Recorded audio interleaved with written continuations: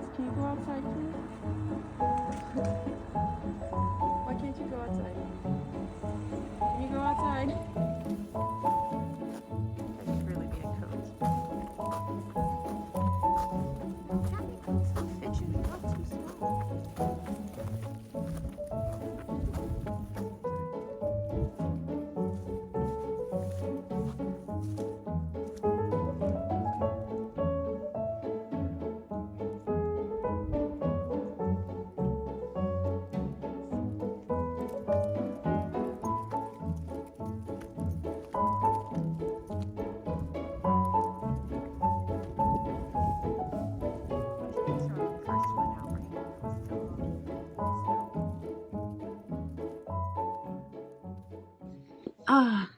Hello. It's been a while since I filmed with my GoPro, and I feel like this light is really bright, but it's dark outside. It's a snowy day here in lovely wherever I live in New York. The eternal battle of am I upstate or am I not?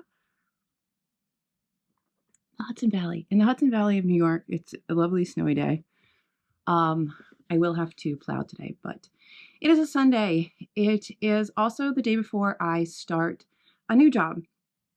I'm in the same hospital. I haven't changed any of that, but I hurt my back, if you've been following along here, and it is much better, but I have limits on my strength, not so much like my range of motion. So there are some things that I can't do, and those things preclude me from, unfortunately, doing patient care.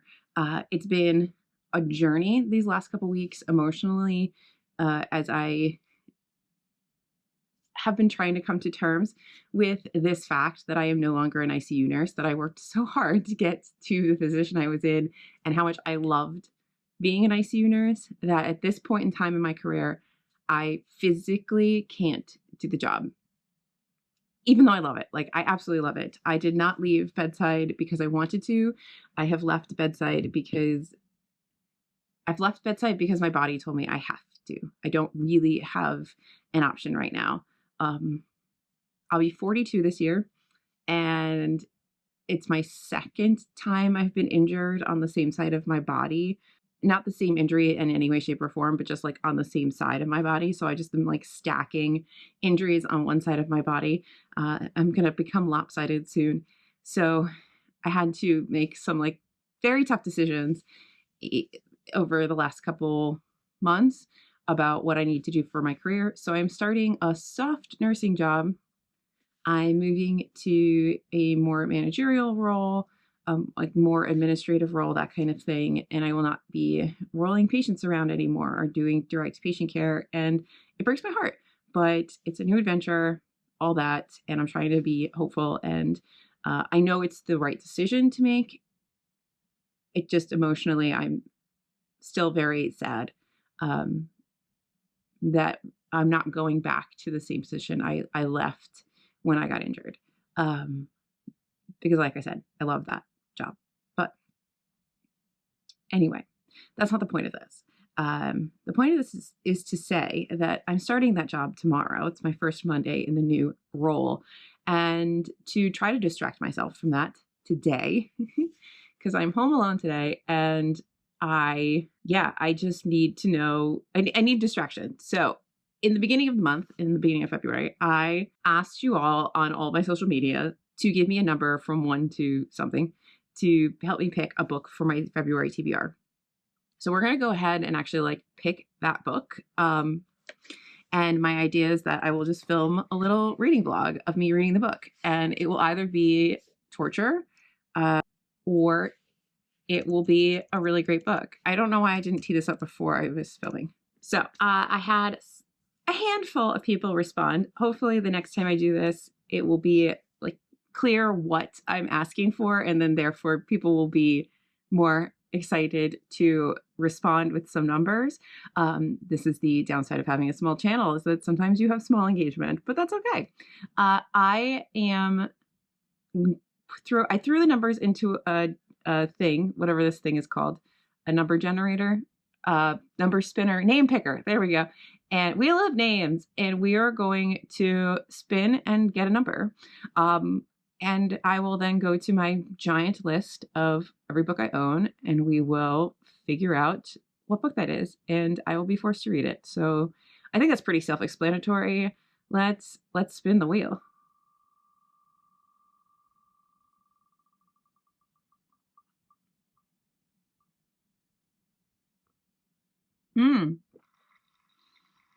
Okay, so 13 is our winner. The number 13 was given to me by Tori over on TikTok. I really like the TikTokers because they gave me like 3 or 4 numbers, which that's fine. Give me all the numbers you want in the thing. Like I'm down. I'm down. I'm down. The one thing I'm going to do is I'm just going to sort this first by, it's not sorted alphabetically. I think that's what I needed to do. Sort alphabetic. Nope, that's wrong. Sort the last names alphabetically. All right, I'm going to make sure my thing is in alphabetical order. This is my spreadsheet with all of my books in it. And, oh, interesting. So here we are on number 13, and it is Call Me By My Name by André Aciman. I don't know how to say that. I wonder where that is. We got to go find it. Hold on.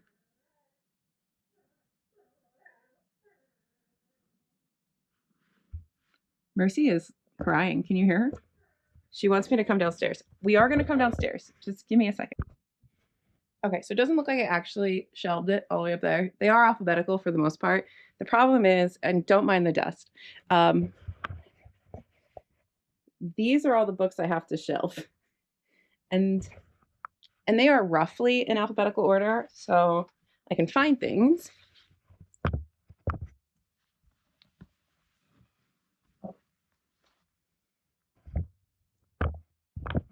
I have a feeling it's in this first pile.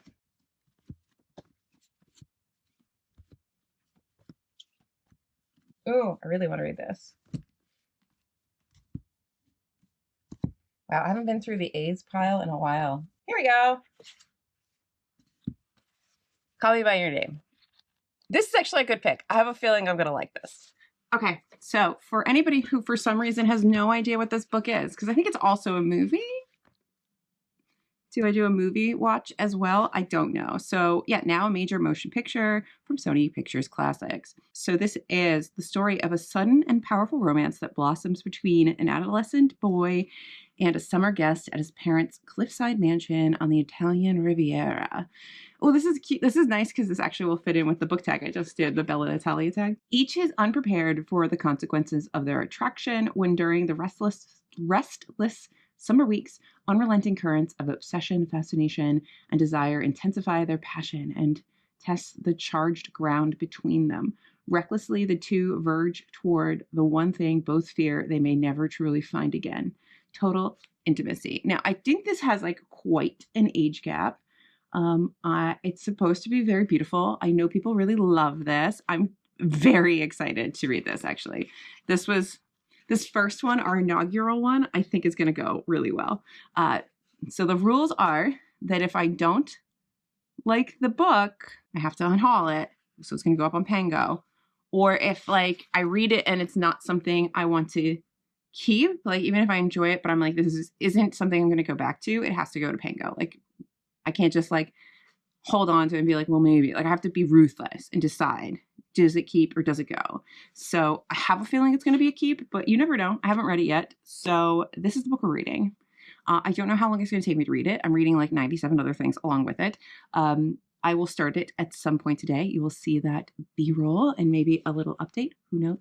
I also have to somehow see if I can actually operate the snowblower so I can clear off the driveway. I know I can't shovel that much snow. That will do me in and I will not be able to start my first day at the new job. But I might be able to operate the snowblower. Hopefully once it's actually like going, it will propel itself enough and we will find a happy medium. I have some work to do for TBR Lowdown today, and I have some other things, but we're going to start this. We're going to throw this in there. We will start this, and this vlog will go for however long it takes me to read Call Me By Your Name. So I guess see you in the next clip.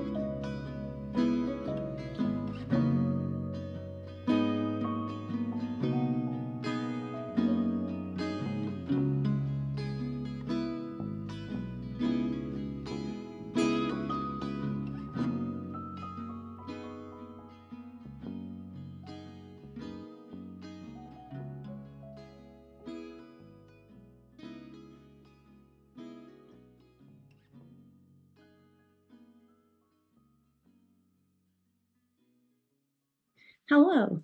Hi. I need to get in the shower because I'm disgusting, but hydration. I put too much ice in. I can't get my straw down. Anyway, I started Call Me By Your Name. I only like 20 pages in. I like just started it, but I wanted to give like initial high level thoughts.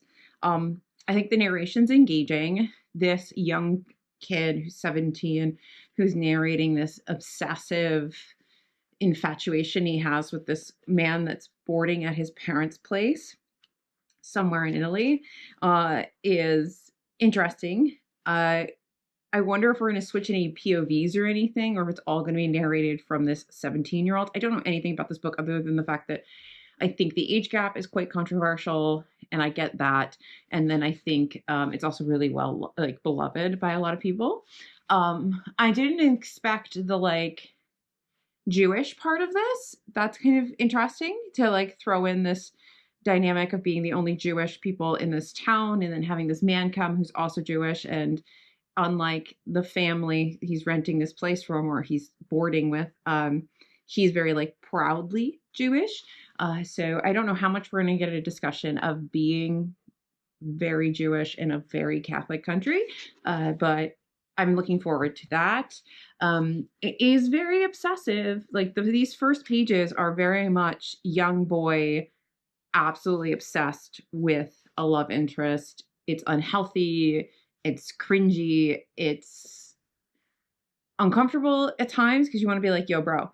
But also, I kind of like that it's not from the male, like the older 24-year-olds. First of all, I thought the guy was older than 24, but I guess he's only 24, which is not like the biggest age gap. For some reason, I thought he was going to be like 50.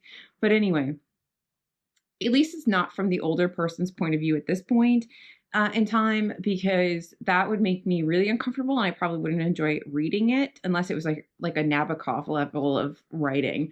I don't know if I would be comfortable reading that sort of predatory relationship, but it feels like something that's very much pushed by this young man in a lot of ways. And even if the older person in this story is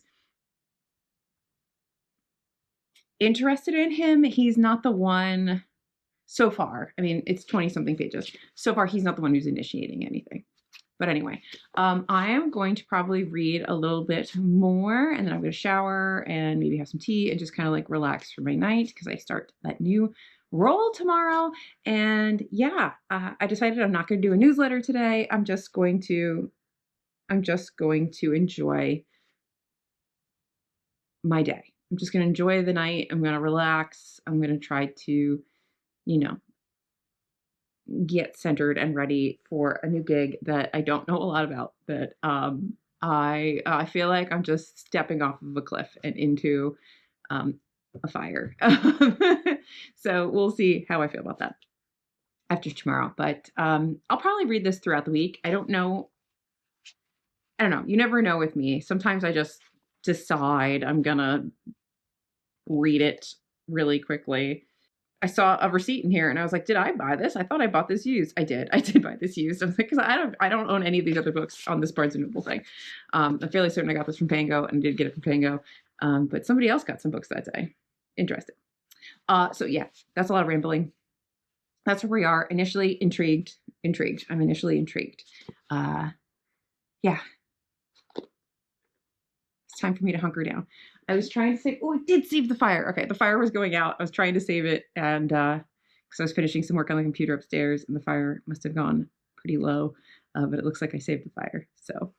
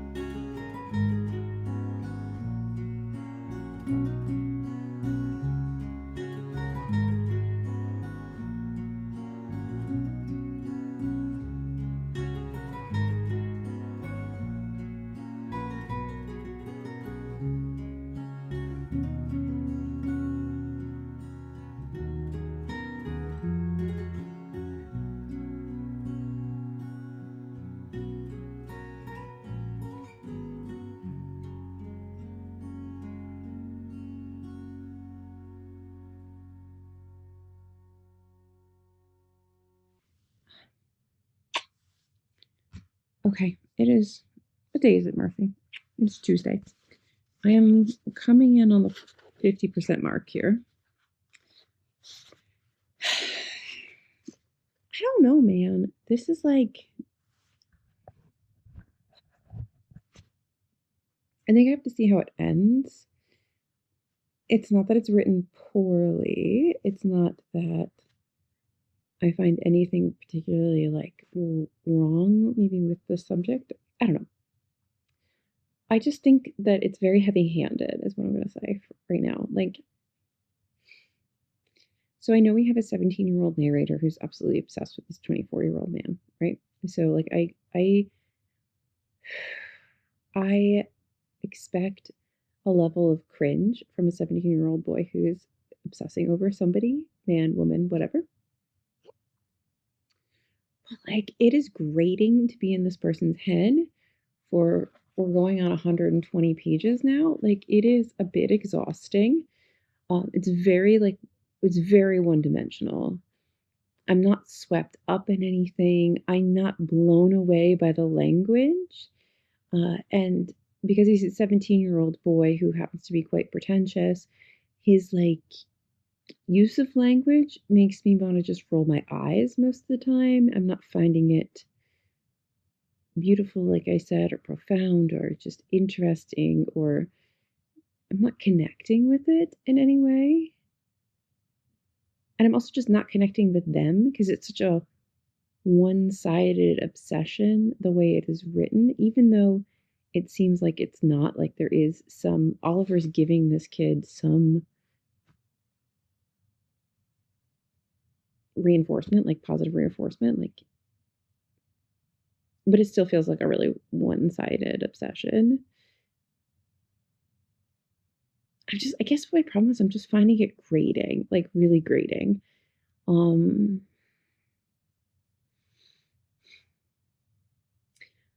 and then there's just cringy kind of moments, and I get it. Like I keep having to remind myself that this character is 17 years old. And he's gonna say cringy things like apricot when he's lusting after Oliver as he's up a ladder getting apricots out of a tree and then gets handed an apricot and is just thinking about how this apricot just reminds him of his Oliver's behind and what he would do to Oliver's behind and like I and then also I kind of feel like I have secondhand embarrassment or maybe it's like firsthand embarrassment. I don't know. Where I'm like, was I this cringy? Was I this cringy as a teenager? I probably was this cringy as a teenager, lusting after people. But he's also like an incredibly horny teenager. I don't know.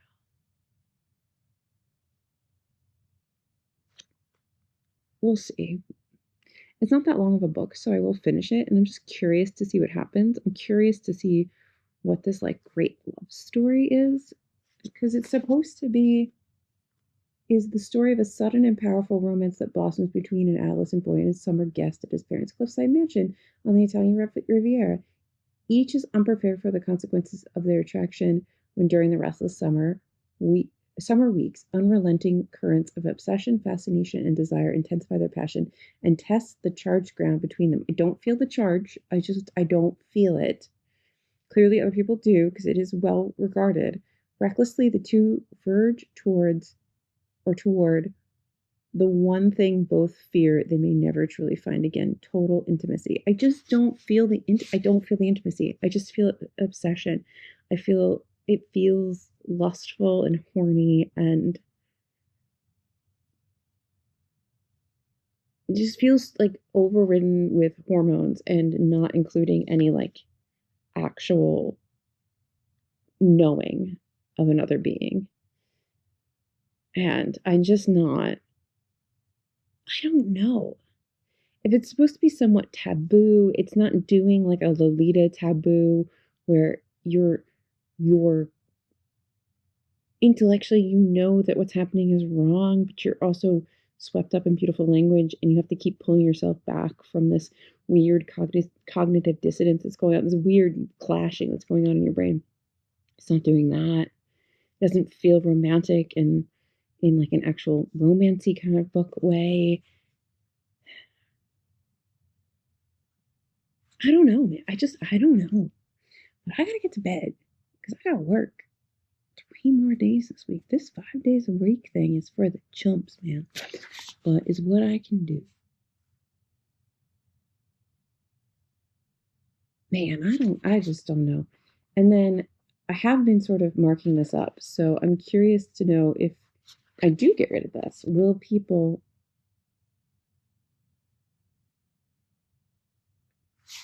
want my annotations in this book? There's not that many. I don't hate it, so I haven't gone like crazy.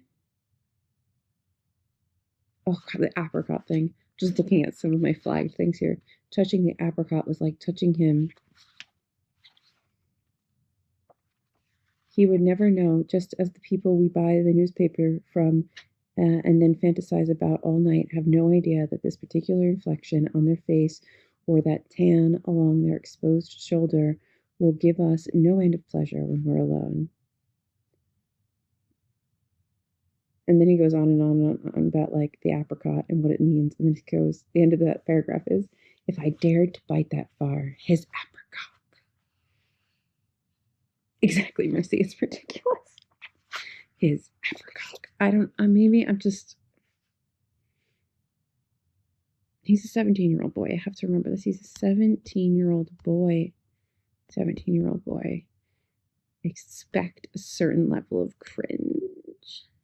But then also there's this idea, there's this whole like random moment. Oh, okay. Cringe. We will embrace the cringe. Hello.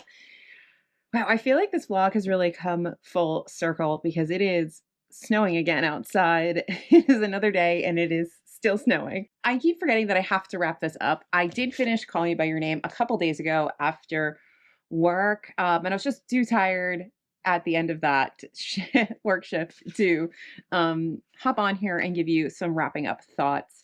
I'm sitting here working on my House of Mirth post for the week, and I realized, Alyssa, you just need to film this so I can get this, rendering and ready to go up for you all. This book, it's allegedly, quote, one of the greatest love stories of our time. I'm not really sure how I feel about that assessment of Call Me By Your Name. And I've gone on and looked at Storygraph, and a few of my friends have rated this quite highly. And I'm wondering what I may have missed, but I don't think I missed anything. I don't know if this is written in a way that I would like. I just felt it felt very hard for me to see the chemistry between Oliver and Elio. And I see what we were trying to go for. We were trying to go for this great love that can never exist beyond its moment in time. These men have this romance, and it's hot and it's heavy and it's passionate and it's lustful. And then Oliver has to go back to his real life. He was always a transient person in our narrator's life. He was always supposed to just be a boarder, just somebody who was there for the summer. And once he exits our narrator's life, he being Oliver, there is no going back to that summer. And I think that storyline is something that I do generally really enjoy. But I think maybe my issue with this is that we are getting that narration from the perspective of a 17-year-old boy, a rather melodramatic 17-year-old boy. And I just couldn't feel anything other than you're just obsessed with Oliver. It didn't feel anything more than like a lustfulness, but I did appreciate that this relationship does have the weight to persist into their adulthoods in some way. And I liked that part of it. I just wish that those later chapters where we get to see them more grown up and in their lives as they are now, I wish I had felt the chemistry more in the beginning, because I would have, dog hair, it would have been more poignant and bittersweet for me. There were some really nicely written sentences, paragraphs, lines, ruminations on love and relationship and lust that I really enjoyed. I loved the character whose name is escaping me, the young girl who is terminally ill, who's his neighbor. I wish we got more of her. I thought she was fun and precocious, and the fact that when she dies, it's, I think, supposed to be moving, but it's really only moving for the characters in the book because we don't get to see as much of her. But I think she was a very interesting character if we got to spend more time with her. But the thing I really did enjoy about this was the father. I feel like the dad has a wealth of secrets of his own from his past life, and he's very encouraging of his son. He's very supportive of his son, and he wants his son to be able to have that moment of love. Unlike me, the father can see the connection between these two men and how special that is, and something that you don't always get in your life, and wants to give his son that moment. He gives him the space and the time and the opportunity to have that moment with Oliver, and I think that that's really lovely. I love reading books, particularly books set in the past, you know, in the 80s, where you see parents that are supportive of their queer children, because it wasn't necessarily something that was universal, and it's still not something that's universal, but it definitely, in my memory bank, my nostalgia of time, it feels like it was so much more taboo when I was growing up than it is now to be queer from like a social perspective. So to have a parent that's so supportive of their child, I love it. Absolutely adored that. There's like paragraphs at the end here where the father is talking to his son to I want to say his name is Elio. Look, call me by your name. I don't remember anybody's name, okay? You're lucky I remember mine. His father says, after Oliver kind of leaves, what lies ahead is going to be very difficult. He started to say, altering his voice. His tone said, we don't have to speak about it, but let's not pretend we don't know what I'm saying. Speaking abstractly was the only way to speak the truth to him. Fear not, it will come. At least I hope it does. And when you least expect it, nature has cunning ways of finding our weakest spot. Just remember, I am here. Right now, you may not want to feel anything. Perhaps you never wish to feel anything. And perhaps it's not with me that you'll want to speak about these things, but feel something you did. I looked at him, and this was the moment when I should lie and tell him I was totally off course. He was totally off course. I was about to. Look, he interrupted. You had a beautiful friendship, maybe more than a friendship, and I envy you. In my place, most parents would hope the whole thing goes away or pray that their sons land on their feet soon enough. But I am not such a parent. In your place, if there is pain, nurse it. If there is a flame, don't sniff it out. Don't be brutal with it. Withdrawal can be a terrible thing when it keeps us awake at night, and watching others forget us sooner than we'd want to be forgotten is not better. We rip out so much of ourselves to be cured of things faster than we should, that we go bankrupt by the age of 30 and have less to offer each time we start with someone new. But to feel nothing so as not to feel anything, what a waste.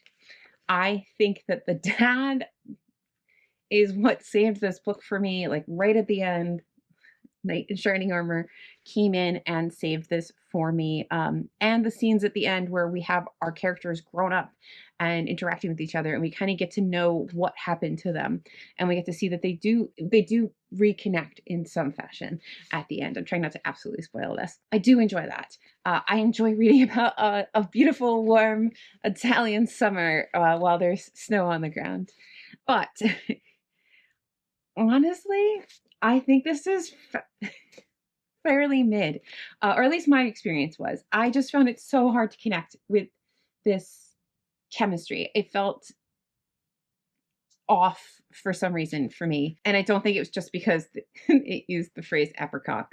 Uh, that's fine. I think I would make the same joke, and I'm 40, so it's fine. It's not just because he's a 17-year-old boy, but there was just something missing from the chemistry of it. And I really think it's the way it's narrated. It was so hard for me to find the chemistry in this obsessive 17-year-old boy narrator.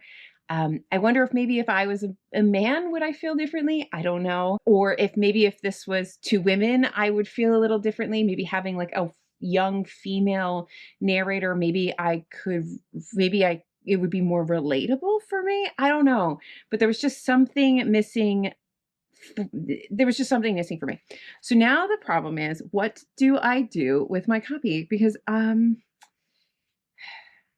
it was mid, but there were some really nice, beautiful sentences, particularly the passages from the father at the end. I think the passages from the father at the end are some of the best things. I think they're like what you want your parent to say to you when you tell them something that you know that they'll be disappointed in, something fundamental about yourself. You know, if you come out to them, if you tell them something about yourself that you know they're going to be disappointed by, even if it's just something as silly as like, I'm not going down that career path, you know, like you want your parent to tell you that you have to live your life, and to stifle yourself is a waste, right?